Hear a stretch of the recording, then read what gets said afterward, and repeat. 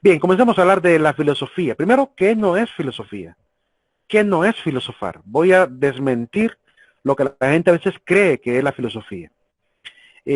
A los filósofos siempre nos pasa algo. La gente nos ve como que estamos locos.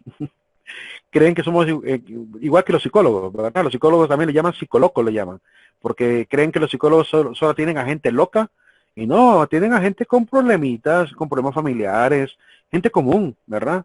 Gente que vive al lado suyo. Es decir, si alguien tiene un problema psicológico, puede ser porque de repente le hace temor a algo, le tiene temor a la oscuridad y quiere ayudarse a quitarse ese temor, entonces van al psicólogo. Y en el caso de los filósofos, creen que los filósofos que a veces cuando conversamos o hablamos solamente vamos a hablar cosas incoherentes. Entonces, esa es la apreciación general de lo que existen al parecer sobre los filósofos. Pero vamos a desmentir algunas de esas falacias. Primero, ser filósofo no es ser melancólico. Este retrato representa a uno de los filósofos de la época antigua, que es Heráclito.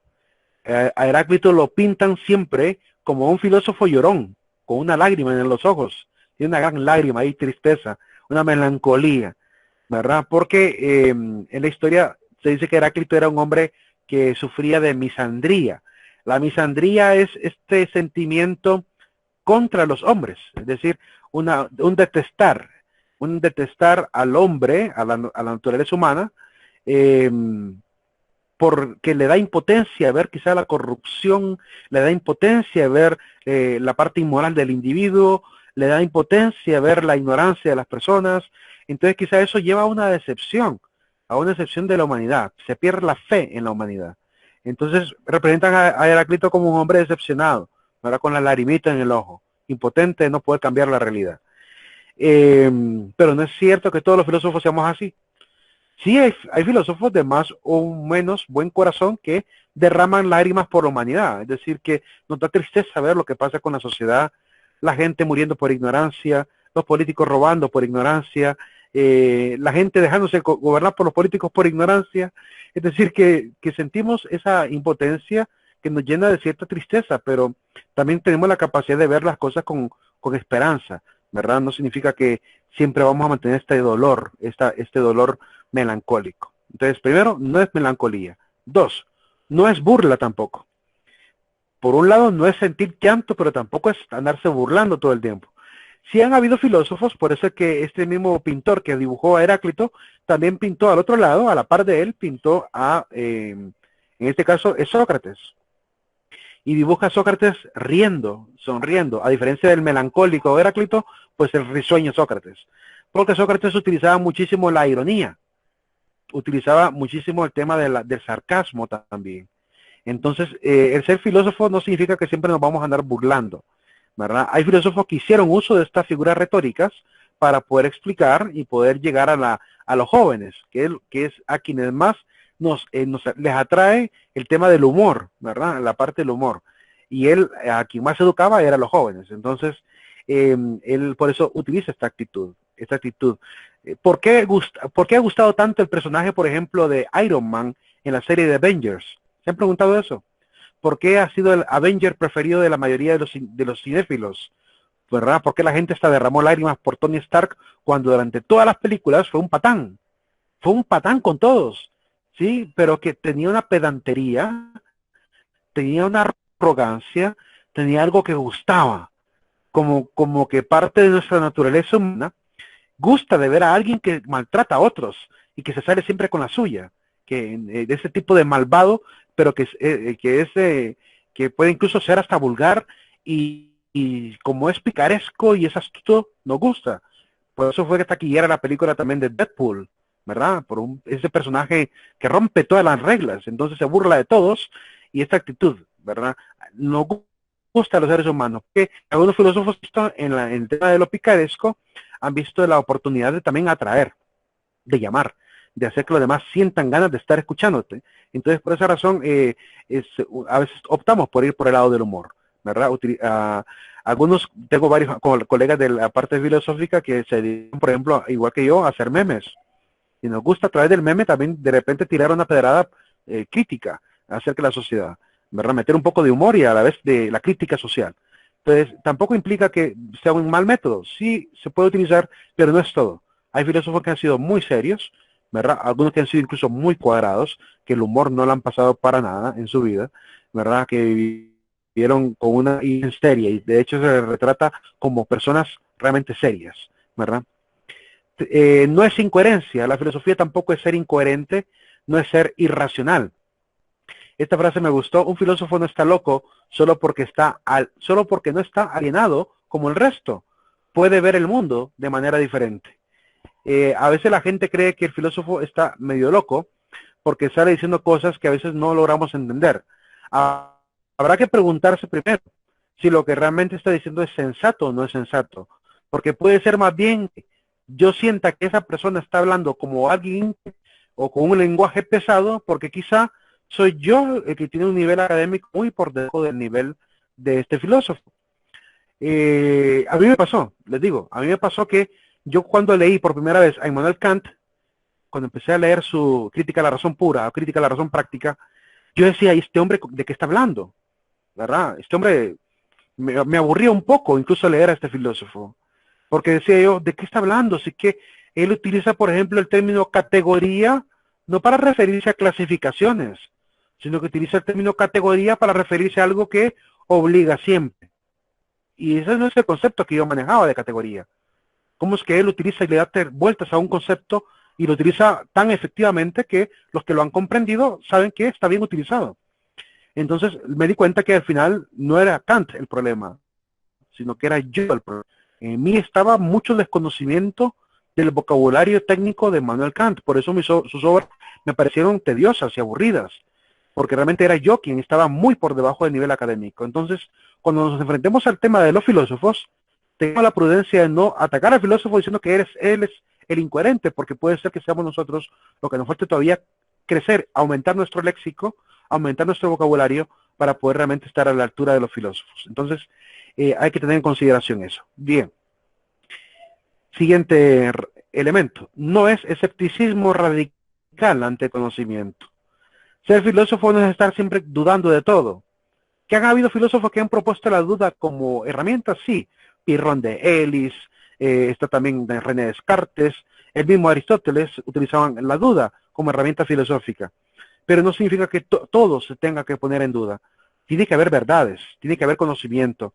Entonces, vamos a tener que llegar en ciertos momentos con la filosofía a buen puerto donde va a haber aprendizaje, donde habrá verdadero sistema teórico, válido, útil, que puede incluso ser pragmático, utilizable en la realidad, del cual podemos obtener pues mucha riqueza. Es decir, hay teoría que puede ser muy bien utilizada en la vida cotidiana. Entonces, dudar y negarlo todo, como pasó con este filósofo que se llama Michel Foucault. Michel Foucault es uno de los filósofos que se dedicó a tergiversarlo todo. Que si el hombre ama a la mujer, no necesariamente. Puede amar el hombre al hombre y la mujer a la mujer. El hombre negó totalmente todo tipo de definición de la verdad. Que si el Estado es importante, no, el Estado no es importante. Es decir, que es un hombre que se puso a esta actitud de negar todos los sistemas existentes, poner en duda toda la estructura social, como que nada fuera válido, que tendríamos que volver a comenzar desde cero. Entonces, no se puede caer tampoco en este extremo como cayó Michel Foucault. ¿Verdad? Más adelante miraremos un poco más de esta situación. Tampoco es atolondrar al ignorante. El filósofo sabe muy bien qué persona está con un buen nivel académico y qué persona le hace falta. Entonces, el filósofo no está para venir a confundir a la gente. Que la filosofía puede ser confusa, sí, pero como digo, tiene que ver más con algo interior en la persona que con el tema mismo. Pero también hay filósofos que podrían hacer mal uso del conocimiento para tergiversar la verdad y confundir a las personas. Ya han existido muchos de estos charlatanes, la filosofía les llama así, charlatanes, sofistas, que se han dedicado a confundir más bien y a generar errores de pensamiento. Pero más adelante veremos por qué no podemos caer en ello y cuáles son las falacias más comunes que cometemos normalmente al intentar razonar, por el cual puede alguien utilizarlas para seguir atolondrando a los ignorantes. Ahí nos vamos a quedar por ahora. Vamos a un receso de 20 minutos, jóvenes, y nos unimos a las 6:50. Antes de terminar la hora de clase, antes de las 9 de la noche, quiero poder también hacer la repartición de temas, tanto para el trabajo de la revista como para el trabajo de las pildoritas, ¿verdad? Entonces, vamos a dedicar la última hora de clase para ponernos de acuerdo al respecto de ello. Entonces, por ahorita trabajaremos de 7 a 8 en el contenido y de 8 a 9 trabajaremos en la parte práctica. Bien, jóvenes, prosigamos. Ser filósofo o filosofar no es tampoco utilizar sintaxis laberínticas, ni usar tampoco léxicos incomprensibles. Si bien es cierto, como he dicho, el vocabulario filosófico puede ser un poco pesado, porque son palabras, los filósofos no es que quieran ser poéticos, pero intentan escribir con altura académica. Les digo, por ejemplo, que hay un autor que es bien difícil de poder leer su obra, porque su lenguaje no es tan técnico, pero sí él no se pone mucho a estimar que tiene diferente público y por tanto que debe ser un poquito más, ¿cómo se puede decir? Consciente de que su obra no solamente la van a leer académicos, también la van a leer personas que quieran interesarse sobre el tema. Y es un libro de ética, de José Luis Aranguren. Un libro de ética. Ustedes saben que la ética, a mucha gente le gusta leer sobre temas de ética, sobre todo los que se dedican a las empresas para manejar códigos de ética en la empresa, entonces quieren formarse en ética. Y pues muchos de estos libros están a la venta, pero si agarran el de José Luis Aranguren van a tener un dolor de cabeza, porque José Luis de Aranguren no se preocupa tanto por presentar el contenido de otros idiomas con su traducción. Entonces de repente está hablando en español y de pronto pasó al francés, de pronto metió una frase en griego, de pronto metió una frase latina y no se da a la tarea de traducirlo. Es decir, te deja en las nubes si no sabes esos idiomas. Y se pierde pues un poco el sentido si no manejas un poco, o aunque sea Google Traductor, ¿verdad? Para poder manejar la parte de contenido. Entonces hay filósofos así de complicados, que utilizan palabras y frases también complicadas, pero no es la generalidad. Aquí yo de repente, cuando veamos las ramas de la filosofía, voy a hacer uso del griego, voy a hablar bastante de palabras griegas, pero les voy a dar significado, ¿verdad? Cómo se escribe en griego, cómo se transcribe al español y qué significa en español, ¿verdad? Y entonces no se vayan a preocupar cuando veamos un poco la parte griega, que de repente incluso habrán frases en latín, también que también voy a mencionar en algunos momentos. Pero daré su traducción, así que no se preocupen por ello, ¿verdad? Pero no es esto, la filosofía no es complicarle la vida a las personas, no es que hacer parecerse a uno mismo como inalcanzable, ¿no? Que eso es lo que a veces la gente percibe, que pareciera que el filósofo quisiera creerse que se la sabe de todas y por tanto que los demás no me van jamás a entender, porque soy el hombre del vocabulario pesado, ¿verdad? Este fragmento que coloca ahí es un fragmento que sale en gran medida de Parménides. No es un escrito de Parménides, sino que es una idea generada a partir del pensamiento de Parménides sobre el ser y la nada. También Martin Heidegger va a hablar del ser y de la nada. Y con solo de leerlo ya uno se enreda un poco. Dice, la nada es nada, y si la nada es nada, entonces la nada es. Y si la nada es, entonces la nada no es que no sea nada, sino que es un ser, y si es un ser, la nada existe. Y si la nada existe, entonces la nada no es nada, puesto que la nada es, y al ser la nada un ser, la nada no es una nada. Es un poco difícil de comprender qué se está diciendo con esto, ¿verdad? Cuando queremos leerlo así. Pero hay formas más amigables de presentar la misma idea, ¿verdad? Este fragmento lo vamos a ver más adelante mejor explicado cuando miremos a Parménides. Ahí vamos a ver qué significa todo esto. Tampoco significa ser antirracional o un charlatán. Ser filósofo, como he dicho, podemos utilizar la comedia, pero tampoco es que nos vamos a dedicar a ser el payaso. Tenemos ese cuidado de mantener el equilibrio entre lo que es lo serio, lo académico, y lo que puede ser el buen humor. No está mal tener buen humor. Aristóteles escribió incluso un tratado sobre el humor. Entonces, no está mal, pero no podemos tampoco caer en la actitud, ¿verdad? Porque si no pasamos de ser filosofistas a filosofistas, lo pongo así adrede, a ser simplemente sofistas, Es decir, de ser filósofos a ser charlatanes. Entonces, no podemos pasar al otro límite, ¿verdad? Porque si no, perdemos el horizonte de la verdad, que es a lo cual estamos llamados como verdaderos filósofos. Tampoco es fingir refinamiento. Y para hablar un poquito del refinamiento, quiero citar un programa de televisión que se llama Creencias, que ya no sale, desde el año 2005 dejaron de pasarlo por el canal Infinito. Yo lo miraba, pasaba muy metido en el rollo de escuchar a estos panelistas que eran representantes de las principales religiones del mundo. E incluso entre ellos había un filósofo, además, filósofo escéptico, que es el que aparece en el mero centro enfrente del letrero que dice Creencias. Es este filósofo que se llama Carlos Escudé, un argentino, que al programa siempre llegaba elegantísimo, con un saco, un saco que tiene un corte que él mismo manda a hacer, es decir, que a su gusto y a su modo. A veces llegaba con unas ropas muy extravagantes donde se veía que el saco tenía una solapa que se la pasaba hasta el otro lado, ¿verdad? Con unos collares a veces bien interesantes, boinas, lentes, ¿verdad? Entonces, don Carlos Escudé en este programa era la figura del filósofo. Había un sacerdote, había un sheik, había un rabino, había un protestante, un sacerdote evidentemente, y había también sí, había un rabino judío. Y cada uno expresando temas diferentes. Hablaban sobre el aborto, hablaban sobre la eutanasia, hablaban sobre ¿cómo se llama?, la ciencia, diferentes temas tratados desde diferentes perspectivas filosóficas. Era un programa riquísimo, pero lo han quitado. Ya no, ahora solo hablan de ovnis, es lo único que les interesa. Dejó de ser el canal que era, Infinito, un canal de verdadero conocimiento. Y don Carlos Escudé siempre llegaba, pues así, vestido elegante, pero no significa que el ser filósofo sea esto. Hay filósofos que saben vestir bien, otros que no saben vestir, otros que no nos gusta presumir la vestimenta, es decir, no tiene nada que ver con la vestimenta.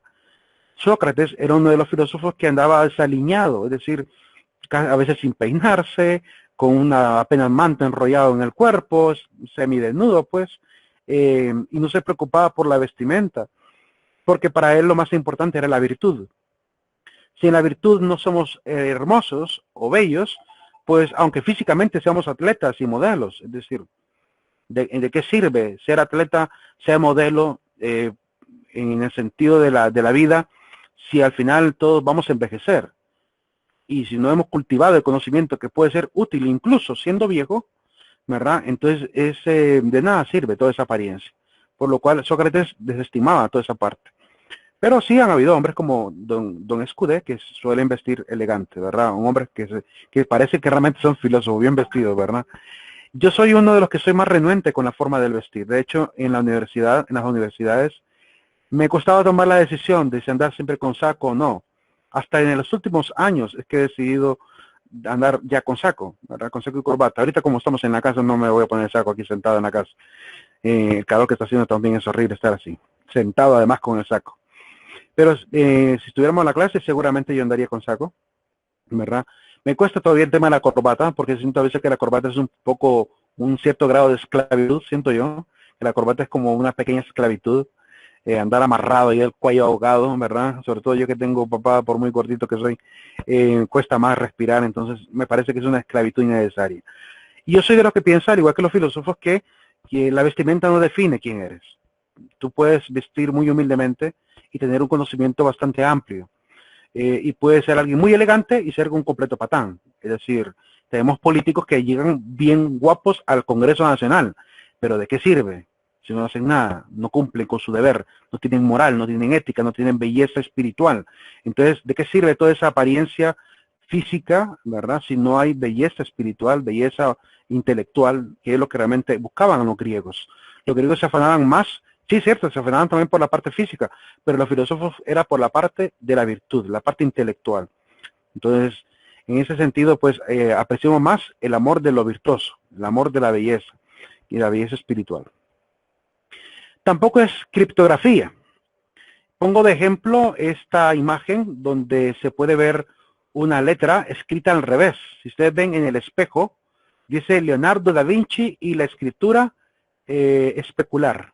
Dice escrito en letra de carta, pero está escrito al revés. Leonardo da Vinci solía tener la costumbre de escribir sus hallazgos y sus notas al revés, ¿verdad? Con un espejo se ponía a escribir dibujaba la letra, pues prácticamente, para que sus notas quedaran ocultas a la vista de los curiosos. Era muy celoso con su conocimiento. Y jugaba a esto, a esconder su texto al revés. Ya con la práctica uno se acostumbra a dibujar la letra al revés y entonces ya no es necesario el espejo. Se aprende a escribir especularmente. Es una habilidad motriz que podemos perfectamente aprenderla.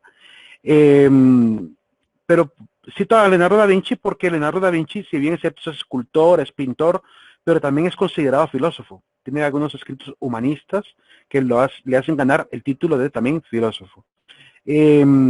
Aunque él haya hecho esto en su vida, escribir sobre la humanidad y a veces ocultar su conocimiento con esta criptografía no significa que a esto se dedique la filosofía. Esto fue ya un gusto muy personal de él, ¿verdad? Pero hay gente que cree que el filósofo hace eso, que es egocéntrico con el conocimiento. Todo lo contrario, los filósofos somos los que más afanados estamos en querer dar a conocer, no lo que sabemos, sino lo que es el conocimiento. Ni siquiera estamos afanados porque nos reconozcan como alguien que sabe, sino que estamos afanados por dar a conocer lo que sabemos, que es lo que más nos importa. Que sepan lo que se debe saber, lo que es útil saber. Hay otros que han utilizado este tipo de escritura para ocultar mensajes, ¿verdad? No tiene un nombre específico, lo utilizaban en la Edad Media. Una buena parte de pensadores lo ocuparon en la Edad Media para ocultar mensajes también. ¿Cómo lo hacían? Pues escribían, por ejemplo, así: yo soy la, ¿verdad?, luz del mundo. Entonces, en este caso, este alfabeto yo le quiero llamar así. Yo le llamo alfabeto Punkur, de puntos y curvas. Así como está el cuneiforme de cuñas y formas, pues yo le llamé Punkur, de puntos y curvas. Podemos utilizar este tipo de circunstancias, pero esto es más un juego mental, ¿verdad? También la habilidad motriz ayuda a memorizar rápidamente esta forma de escritura de letras. Y yo lo he estado probando y le digo que creo que se puede escribir más rápido con este sistema que con las letras que comúnmente hacemos. Es decir, mucho más rápido hacer las figuritas. La lectura es lo que se dificulta, pero la escritura es mucho más rápida. Pero la filosofía no es eso tampoco, ¿verdad? Es parte de nada más de jugar con el intelecto, pero nada más. No tiene la fortaleza de lo que la filosofía anda buscando realmente. Más bien es promover el conocimiento, darlo a conocer, ¿verdad? Divulgarlo, que eso es lo que andamos buscando. Tampoco es ambigüedad conceptual, tampoco es ser filósofo es hablar con paradojas, como suele hablar mucha gente. Por ejemplo, alguien que sea un moralista confundido podría de repente llegar a decir lo siguiente: el ser humano es un ser libre, pero vive atado. Es decir, como que fuera Ricardo Arjona, pues, que mezcla una cosa y su inverso, ¿verdad? El problema no es esto, sino es esto. Entonces, esa forma de escritura que tiene Ricardo Arjona en sus canciones no es tampoco ser filósofo. Por eso es que a él lo han criticado y han considerado que sus obras son en realidad pues un juego, es una patraña. Es decir, que Arjona lo tienen como el gran poeta de la música centroamericana, pero desde el punto de vista de los escritores, de los que se dedican realmente a la poesía y a la retórica y a la buena escritura, más bien lo critican como alguien que lo único que es hacer un juego de palabras para hacerlo sonar interesante. Pero eso lo puede hacer cualquiera. Un ateo confundido podría decir lo siguiente: Dios no existe, pero existe un principio superior para la naturaleza que debería ser una causa siempre existente capaz de dar un orden inteligente a lo que existe, además de ser independiente de la materia existente, es decir, una causa supernatural. Prácticamente está diciendo lo mismo que Dios, pero no lo quiere llamar Dios, ¿verdad? Eso sería un ateo confundido. Entonces no es esto. El filósofo no es el que dice una cosa y al rato está cambiando de idea. No, el filósofo va coherente, dice algo que es racional, que tiene que ser probado por la argumentación lógica, que cumple las leyes mínimas de conocimiento de la redacción, ¿verdad? Que cumplen con el criterio mínimo de un recto discurso, que trae una introducción, un cuerpo, un desenlace. Es decir, el filósofo lleva una coherencia en la escritura, lleva una hilación de frase a frase. Hay filósofos que han sido tan sistemáticos en ello que escribieron obras magníficas, como el famoso Santo Tomás de Aquino, que su obra pareciera que fuera todo su libro, la máxima obra de él, que es la Suma Teológica. La obra la escribe casi como si fuera toda la obra, como si fuera un gran silogismo, es decir, una gran argumentación lógica de principio, ¿verdad?, términos medios y conclusión, como que todo lleva un orden bien elaborado. ¿verdad? Es decir, que los filósofos más grandes han sido los que han sido más sistemáticos en la manera de argumentar.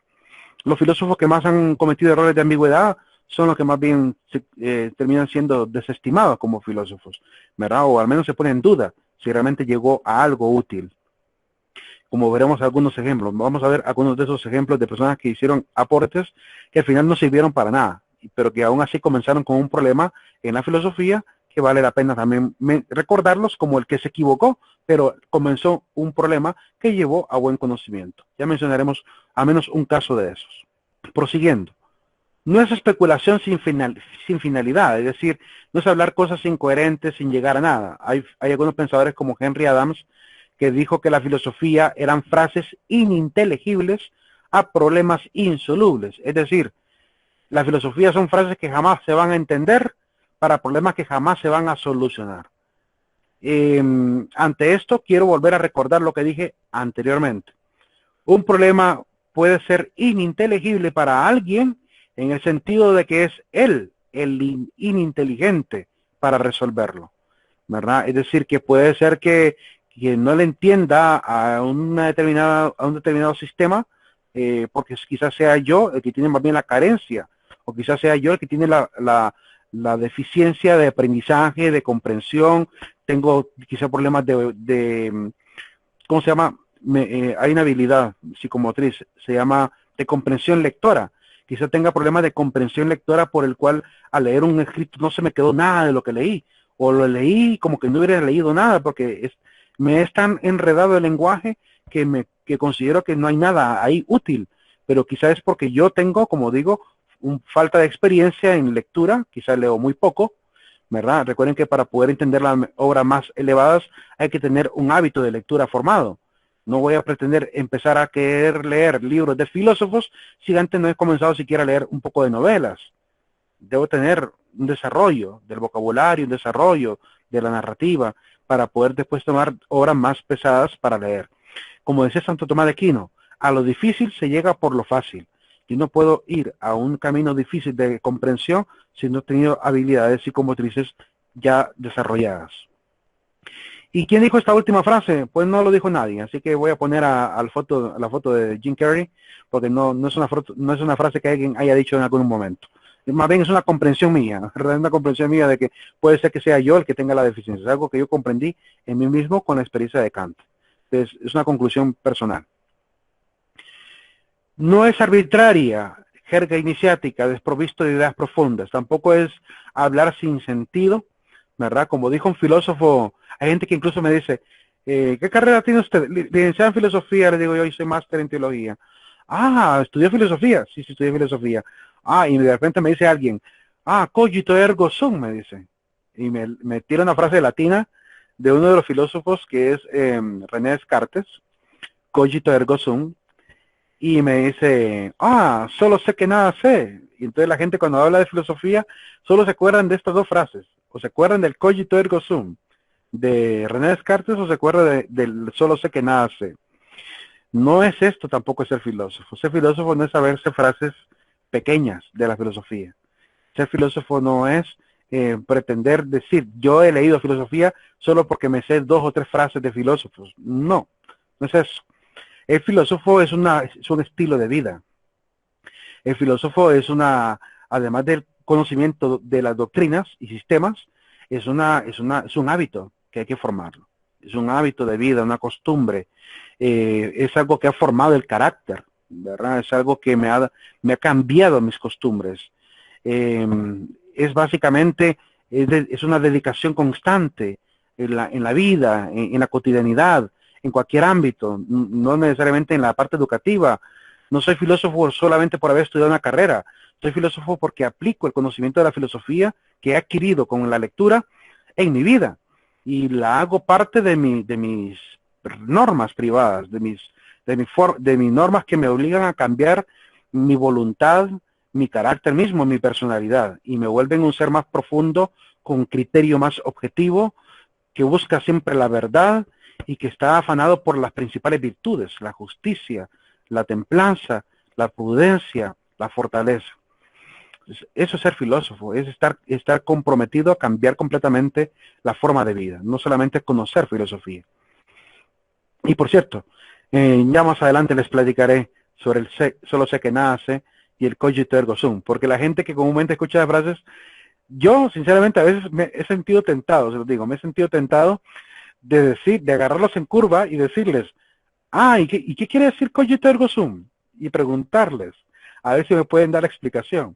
Pero no, sé que sería muy malo de mi parte, siendo filósofo, preguntarles eso. O preguntarles, ¿y qué quiso decir Sócrates con solo sé que nada sé? ¿Qué realmente quiso decir? Porque la gente cuando escucha esta frase dice, lo que está diciendo Sócrates es que era un ignorante. No solamente eso, hay muchas más cosas detrás de el solo sé que nada sé. Pero bueno, más adelante miraremos a Sócrates y miraremos a René Descartes también. Tampoco ser filósofo es andar desfachatado. No es, si no es tampoco el refinamiento, tampoco es irse al otro extremo. Como digo, cierto, Sócrates fue alguien que vivió desaliñado, pero no significa que tampoco vamos a vivir siempre como Sócrates, ¿verdad? También a veces hay que tener un buen gusto en el vestir. Hay gente que cree que ser filósofo es andar como mafufo, ¿sí? Como marihuanero, andar vestido así con trenzas, con rastas, con el, ¿cómo se llama? Con el porro de marihuana en la mano. O sea, no, eso no es ser filósofo, para nada.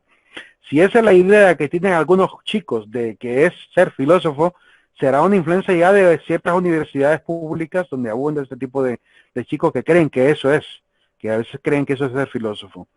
Yo recuerdo haber visto una entrevista en España de jóvenes que fueron entrevistados por un canal sobre por qué estudiaban filosofía. Y a los chicos que agarraron, no sé dónde los encontraron, pero agarraron como a 6 chicos para hacer la entrevista, y de los 6 solamente uno parecía andar bien vestido. En resto, uno andaba con el pelo bien largo, otro andaba con un montón de aretes, otro andaba con un montón de tatuajes, otro andaba así como se ve el chico de la foto con rastas, y eran estudiantes de filosofía. Entonces yo digo, ¿qué tienen en España? ¿Qué les ha hecho creer que un chico de filosofía tiene que tener esa apariencia para ser filósofo? ¿Verdad? A veces creen que el filósofo es este señor pelón, barbón, ¿verdad? Pelo largo, en chancletas, que anda por la vida con un libro bajo el brazo, ¿verdad? Hablando lo que eras. Creen que a veces eso es ser filósofo. No, no es caer tampoco en esto. Sí es cierto que la apariencia puede ser desestimada como algo importante, o al menos secundaria al menos, pero no significa que vamos a tampoco irnos por ese camino también de la desfachatez. Así vestía Sócrates, miren, vestía apenas un poco semidesnudo. La mayoría de la gente andaba doble vestimenta, andaba en una toga debajo de encima del cuerpo. La primera vestimenta era una gran toga que andaban puesta en todo el cuerpo, y además se echaban un manto encima que era la palia, ¿verdad? La palia es una tela decorada que se colocan alrededor del cuerpo para poder cubrirse durante el frío, el sol, por ejemplo, o incluso ocultar su rostro ante el público. Pero Sócrates no, Sócrates solo andaba su toga, su media toga, ¿verdad? Y ahí de la misma media toga se echaba lo que podría haber sido su palia. No sé si lo habrá hecho por pobreza o porque le gustaba andar con austeridad, ¿verdad? La mayoría asumen que era porque llevaba una vida de hombre sobrio, ¿verdad? En vida de austeridad, sin ningún tipo de interés por la parte superficial. No creo que haya sido tan pobre porque tuvo bastantes estudiantes. Y en este sentido pudo haber sido ayudado por muchos. Era una costumbre en la antigüedad que los discípulos ayudaran a su maestro, que le ayudaran cuando tuviera carencias, que le dieran alimento, lo recibieran en su casa. Esa era la costumbre de la antigüedad. Entonces Sócrates cumplió más o menos con ese mismo paradigma de los antiguos maestros, ¿verdad? Cosa diferente con Jesús. A veces también era el maestro el que recibía a los discípulos y se los llevaba a su casa para cuidar de ellos como que fueran sus propios hijos, ¿verdad? Pero con Jesús cambió bastante esa dinámica. Jesús no les prometió dónde dormir a los apóstoles. No tengo ni dónde recostar la cabeza, les dijo. Como maestro fue muy distinto a los maestros de Grecia, ¿verdad? Fue un maestro muy distinto. No es tendencia al pesimismo, tampoco ser filósofo es andar por la vida echando pues vibra negativa, como decimos vulgarmente. Es decir, no es andar diciéndole a la gente que vamos a morir, ¿verdad? que viene la desgracia del fin del mundo, tampoco es andar como que fuera un profeta de calamidad. Hay gente que se dedica a esto, hay gente que se dedica a andar como profeta de la calamidad, diciendo solo cosas negativas, llenando de temores en las redes sociales. No, no, el filósofo no, ¿verdad? Hay algunos hombres como Arthur Schopenhauer, que por una frase que dijeron ya los tacharon de pesimistas. Él dice, por ejemplo, la vida se presenta como una continua mentira. Todo es falso, ¿verdad? Es como el autor de perdón, el autor de Eclesiastés, vanidad de vanidades, todo es vanidad. Muy parecida a esa actitud que muestra Schopenhauer en esta frase. Sin embargo, a pesar de ello, él escribió frases también bonitas. Por ejemplo, el que no ama ya está muerto. O superar las dificultades es experimentar el deleite de la existencia. O esta última, tanto prevalece la salud por sobre todo bien, que probablemente un mendigo sano sea más feliz que un rey enfermo, ¿verdad? Es decir, tuvo frases también positivas. Pero hay gente que se queda a veces solamente con una frase de un filósofo y lo encasilla en esa única frase, ¿verdad? Tenemos a Nietzsche, por ejemplo, a quien por una frase que dijo en una de sus obras ya se le encasilló, ¿verdad? Como el ateo. La frase de Dios ha muerto.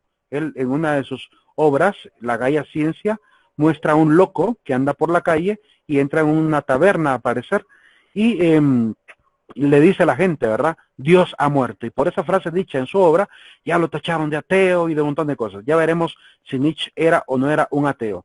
Quizás en sus primeros inicios de vida no lo era. Después se volverá un poquito más escéptico, ¿verdad? Pero ateo no creo que haya sido totalmente. Ya les diré más adelante por qué. Tampoco es el profeta de calamidades animado con sobretonos apocalípticos o frívolos. Andar diciéndole a la gente que ya viene el fin del mundo, que solo vienen guerras, ¿verdad? Andar dando augurios del futuro. El filósofo sí tiene la habilidad de ver cosas antes de que sucedan, no por profecía, sino por la capacidad que ha enseñado la historia, la reflexión y la misma prudencia. Es decir, por ser expertos en cultivar la prudencia, somos capaces de prever cuando una sociedad va por un camino, ya sabemos hacia dónde va, porque hay demasiados escenarios a lo largo de la historia para poder leer estos síntomas y diagnosticar lo que va a suceder si la humanidad no se detiene. Entonces, hay filósofos que salen en ciertas épocas a dar estas opiniones y a decir, alto, ¿verdad? Hagamos un alto porque miren hacia dónde vamos, y empiezan a criticar la sociedad. Y cuando hacen esto, alguna gente creen que los filósofos tienen como dotes proféticos, no es por profecía, no es que tengan dotes proféticos, es que son lo suficientemente capaces como para ver la probabilidad, lo que puede llegar a suceder como algo probable, porque creemos fervientemente la causa y efecto como ley universal. Todo tiene causa y todo tiene efecto, y como todo tiene causa y efecto, ya con solo ver las causas sabremos cuáles serán sus efectos. Y eso es lo que hace el filósofo, tener ese criterio de objetividad.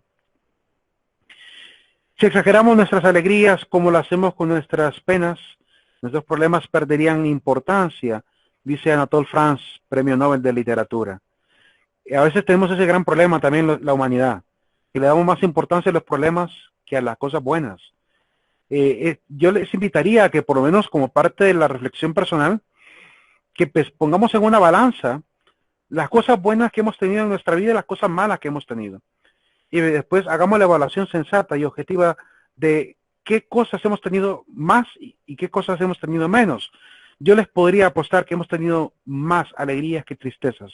Si nos vemos desde la infancia, si lo vemos desde la juventud, si lo vemos en todas las etapas de la vida y empezamos a sumar y a sumar y a sumar, ¿verdad? Esto fue bueno, esto fue bueno, esto fue bueno, ¿verdad? Y podremos ver que la vida no está mal. La vida tiene cosas más buenas que cosas malas. Rara vez ocurre que hay gente que toda su vida ha sido sufrimiento, porque de repente, no sé, gente que de repente su padre lo violó, su madre la abandonó, y desde ahí todo se vino como que fuera una gran tragedia, ¿verdad? En la vida. Puede ser que ocurra también que haya gente así, pero aún así, aún en medio de esas tragedias, pueden haber momentos en los cuales podemos encontrar el valor de la vida, y es importante evaluarlo. Es importante medirlo, porque a veces por un pequeño problema podemos ahogarnos y terminar incluso considerando opciones trágicas, como el hecho de querer quitarnos la vida por un problemita que puede tener solución.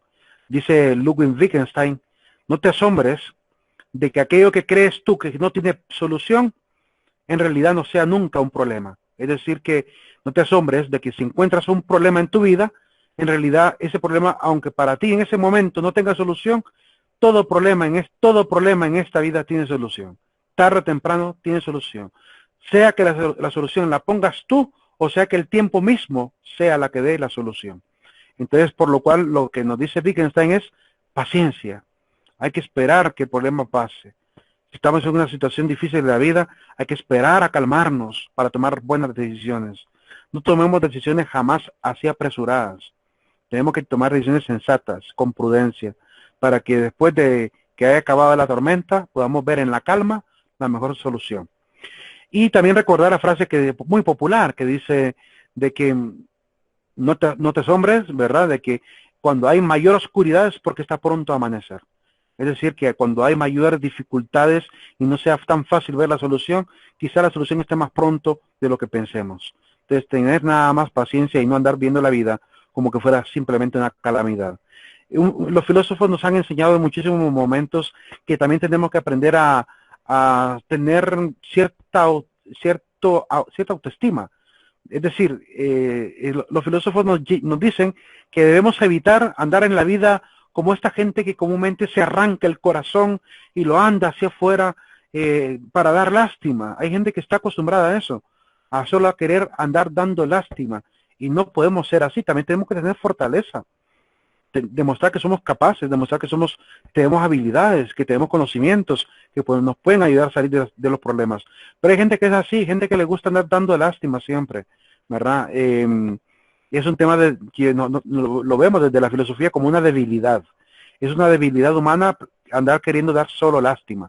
No, tenemos que aprender a dar también esperanza, ser personas de verdadera esperanza, personas que demuestren a otros que a pesar de las dificultades no nos rendimos, es decir, retarnos a nosotros mismos a poder cultivar lo mejor. Esta frase es durante nuestros momentos más oscuros cuando tenemos que centrarnos en ver la luz, de Aristóteles, ¿verdad? Cuando hay dificultad, lo que tenemos que hacer es primero alejarnos del ambiente donde está la dificultad. Primer detalle. Usted está discutiendo con su pareja, lo primero que tiene que hacer es guardarse, dejar que se calmen los dos, porque el cuerpo es bioquímica, y si usted sigue en ese ambiente peleando, discutiendo, lo único que hace es echarle más leña al fuego, y eso imposibilita la capacidad racional para tomar la mejor decisión, para poder tomar un diálogo sensato. Nada cuesta decir, ¿sabes qué? No quiero hablar del problema por ahora, así que lo dejamos aquí e irse. No cuesta nada tomar esa decisión, pero a veces nos gusta meterle leña al fuego y eso agrava más las dificultades. Lo ideal es más bien apartarse, que hasta es un consejo que está en la Biblia, en 1 Corintios capítulo 7. Ahí San Pablo le dice, si están en problemas de matrimonio, capítulo 7, ¿verdad? Apártense, dedíquense a la oración y después que hayan ya calmado para no pecar de incontinentes, vuelvan a estar juntos. Es decir, tener esa sensatez de separarse, porque sabemos que a veces la bioquímica puede estar en un grado de impulsividad que puede generar hasta violencia. Entonces, importante aprender a controlar el temperamento. Cuanto más grande sea la dificultad, más gloria hay en superarla. Es una frase del filósofo Epicuro. También lo veremos cuando miremos el epicureísmo, ahí lo veremos a él. Irónicamente, Epicuro era ateo, ¿verdad? A pesar de ser ateo, miren el grado de intelectualidad que tenía, ¿verdad? Con esperanza, un hombre que daba cierta esperanza también. No solamente miraba la parte materialista de la vida, sino que también veía la parte útil de la vida.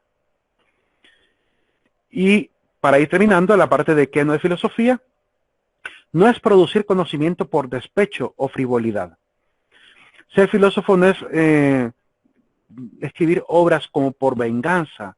Cuando uno me lee este título, Historia de mis desventuras, de Pedro Abelardo, un monje, y uno empieza a leer la obra y dice, juega, aquí parece que el hombre le está tirando pedradas a alguien que le causó mucho mal. Y de hecho, él escribe lo siguiente, ¿verdad? Cita este pequeño fragmento de Ovidio, Remedios al Amor. Dice, es a la grandeza lo que ataca a la envidia y a las cimas a las que barren los vientos. Como queriendo decir, a mí me están atacando y me están haciendo ver mal porque él era monje, vivía en un monasterio. Entonces había un monje que le causaba muchos problemas a él siendo monje. Entonces él decía que a él lo atacaban porque le tenían envidia, ¿verdad? Me atacan por la envidia y porque estoy en la cima. Estoy en la cima, entonces estos vientos, estas cosas sin importancia de críticas que me lanzan, me atacan por eso. Entonces, él pareciera que en la obra le está tirando pedradas a un monje que lo trataba mal. Sin embargo, también hablaba de una superación moral. Es decir, es una obra que habla más bien de un cambio de vida, donde tengo que mejorar en la moralidad, tengo que tener actitudes penitenciales, ¿verdad? Pasar de lo preceptivo por obligación a lo penitencial por arrepentimiento. Y también acabando con un poquito con la idea pesimista del pensamiento de San Agustín. Una idea pesimista de creer que el hombre es pecaminoso y por tanto siempre va a caer al mal. Y no, ver también que en la penitencia el hombre puede restaurar y rectificar su moral y ser un hombre ético, ¿verdad? Es decir, que es un libro también de esperanza. A pesar que pareciera que es un libro que comienza hablando de frivolidades, no es ese el objetivo. El objetivo al final es superar la moral, ¿verdad? Superar aún más la eticidad que propuso San Agustín. Entonces, hay que aprender a leer el libro totalmente, porque hay gente que solo lee la introducción y dice, este libro es quejas, ¿verdad? Pero no, hay que terminar siempre de leer un libro. Jamás dice juzgarse el libro por la portada, ¿verdad? Tener que leerlo completamente para saber cuál era el objetivo de comenzar de esa manera en el libro, ¿verdad? Pero esto solamente lo puede adquirir, esta riqueza la puede adquirir aquella persona que se toma el tiempo de leerlo completamente.